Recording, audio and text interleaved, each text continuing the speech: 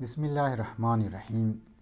یک بحثی که بسیار در نظر ما مهم معلوم میشنه و وقتی که انسان در سوشل میدیا مینگرنه بعضی از تمسخر را و بعضی از مسخره ها را نسبت به دین، نسبت به پیشوایان دینی و نسبت به تعلیمات اسلامی، نسبت به احکامات اسلامی و نسبت به علما،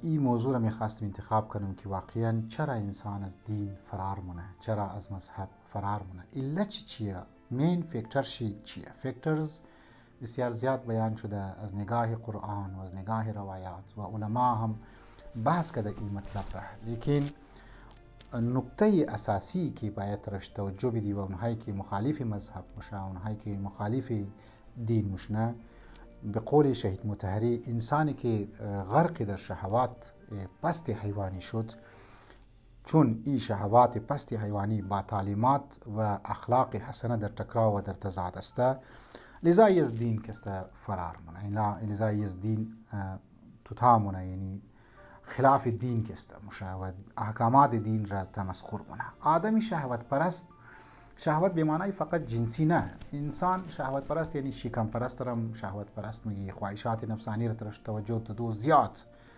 ایرم انسان شهوت پرست میگه، جنسی مسائل طرفش توجه دو ایرم انسان را شهوت پرست میگه، اینی انسان های شهوت پرست است. لذا شهوت به معنای یک معنای عام بسیار وسیع است. انسانی شهوت پرست نه تنها امو احساسات مذهبی را و ذات خود خو نمیتونه که پرورش بده و یا رشد بده، بلکه واقعا نزول به احساس عزت را، احساس شرافت را همه از دست خو کسته میده، شهامت، فداکاری، شجاعت و اسلام که در مقدارهای انسانی را است از دست خو میده.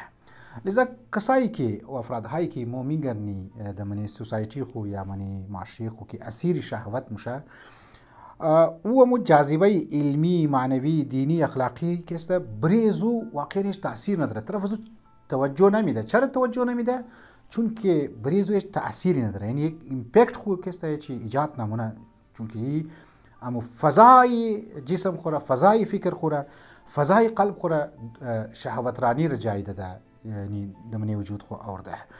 لذا هواپرستی و اونایی که در پیروی از خواهش‌های نفسانی مونه، اونها بریشی مسائل ها یا مطالب معنوی هیچ اثر نداره. باور کنه گرمی ویدیو از مرامی نفرا که در منی سوشال میدیا بیدی، بعضیش ما خنده مونه و بعضیش تمسخر مونه. چرا؟ چون که او معلوم است که او امو وجود خوره، امو در منی وجود خو لشکر شیطان را ورده به جای لشکر عقل و یا لشکر رحمانی. قرآن هم بریز اینا گفته، ما کدام از پیش خو نموگم، افرأیت من اتخذ الهه هوا، اونهایی که امو هوا و هوس را او را انتخاب کرد و او را معبود از خود خیال کرد، او را خدای خمان کرد، یا پناه بذات خدا. قرآن تعبیرش است که هوا و هوس خورا، امو شهوات خورا، او را معبود خو خیال منه. و اذله الله علی علم و ختم علی سمعه و قلبه و جعل علی بصیره غشاوة، دلهای زنا را، گوشهای زنا را خداوند متعال دیگه قفل میزنه. در حقیقت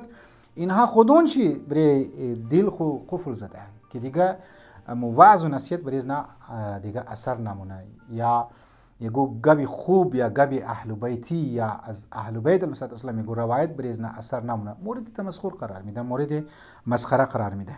و آهسته آهسته گفتم وقتی که این شهوتران انسان ها شهوترانی خورد دمانی پر وجود خو اورد به وجود آورد، از او بعد این از دین فرار مونه و نه فقط از دین فرار مونه، دین را مورد مسخره و تمسخرم قرار میده. پروردگار عالم مو شمور توفیق بده و دسته های از مو را بگیره که مو در شهوت رانی مبتلا نباشیم و نشنیم و شهوت پرست هم نباشیم. و السلام علیکم و رحمت الله و برکاته.